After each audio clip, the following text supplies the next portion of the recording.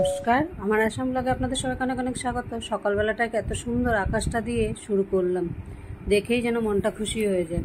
যাই হোক, চলুন, আকাশ দেখলে তো আর হবে না, একে একে সবার খাওয়া দাওয়ারগুলো দিতে। একজন খেয়ে দিয়ে বেরিয়ে গেছে, এবার উমার জল খাবার খেয়ে দিয়ে ওর খাওয়া হয়ে গেছে। এবার ওর টিফিনটাকে আমি আগে প্যাক করে দিই। রুটিগুলো তো করে ওকে ধুয়ে দিই। আর আজকে সকালে বানিয়েছি ছোলার ডাল।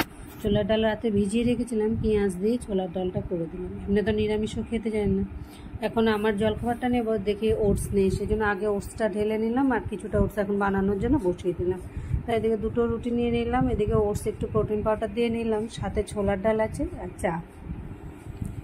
এবার জলখাবার খেয়ে চলুন কাজে লাগি, আর বসে থাকলে হবে না। এখন এতক্ষণ বসে অনেকক্ষণ, 9:30 বেজে গেছে। এবার বাসনপত্র সমস্ত রেখে আগে বেসিনটাকে নিই, তারপরে রান্নাঘরকে সমস্ত চারোদিকে ছড়ানো ছিটানো একটা একটা বসিয়ে দিয়ে কাজগুলো করি। একদিকে ভাতটা বসিয়ে দিলাম, ভাতটা হতে থাক, আর একদিকে মাছ ভাজতে বসিয়ে দিয়েছি। এবার বাসনপত্র ধুয়ে রান্নাঘরটাকে আগে তাকগুলো মুছে পরিষ্কার করতে করতে এগুলো হতে থাক। একদিকে মাছ ভাজাগুলো উল্টে দিলাম, আবার আরেকটা পিঠুটে থাক। আজকে রান্না করব একটু দই দিয়ে কাতলা মাছ। সবসময় এমনিই নর্মাল ঝোল করি, তাই ভাবলাম আজকে একটু দই দিয়ে কাতলা মাছটা করব। একটু পেঁয়াজ, আদা বাটা, রসুন বাটা সমস্ত কিছু দিয়ে, টমেটো দিয়ে, লাস্টে একটু দইটা দেবো। আর রোজকার যা মশলা থাকে, নুন, হলুদ, জিরে, ধনের গুঁড়ো, ওই দিয়ে লাস্টে একটু দইটা দিয়ে দিলাম। এবার দইটা মোটামুটি তেল ছাড়লে তারপরে মাছগুলো দেবো। আর করবো মাছের মাথা দিয়ে বাঁধাকপিটা অনেক দিন ধরে ফ্রিজের মধ্যে গড়াগড়ি খাচ্ছে, কিন্তু কী দিয়ে খাবো ভালো লাগছে না। আর নিরামিষ বাঁধাকপি কেউ খেতে ইচ্ছা করে না। আর এখন তো 12 মাসই বাঁধাকপি, ফুলকপি, টমেটো। আগে ভাবতাম যে খালি ঠান্ডার সময়ই পাওয়া যায়, কিন্তু এখন 12 মাসই এগুলো সমস্ত কিছুই পাওয়া যায়।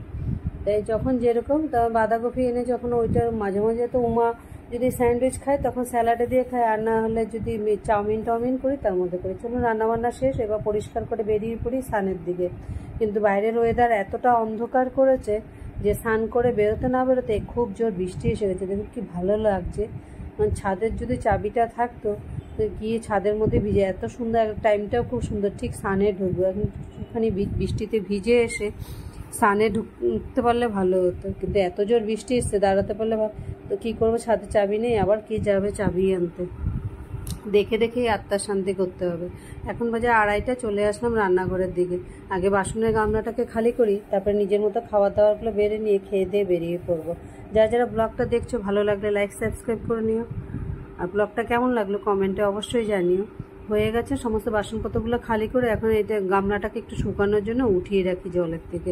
নিজের ভাতটা বাড়ি, রোজকার মধ্যে যত বাঁধাকপি কাটা আছে সব কাটাগুলোকে এখন বেছে বেছে আমার জন্য নিতে হবে, কেন কাটাগুলো থাকলে কেউ খাবে না। কফির তরকারি, আলু এগুলো খাবে, কিন্তু কাটাগুলো সব নইলে রাত্রেবেলা ঘরে জাবড়াবে। সে কাটা বেছে সব নিয়ে নিজের খাবারটা নিয়ে বসে পড়লাম। আজকের মতো ব্লগটা এখানেই শেষ করছি, আবার দেখাবে পরে একটি ব্লগে।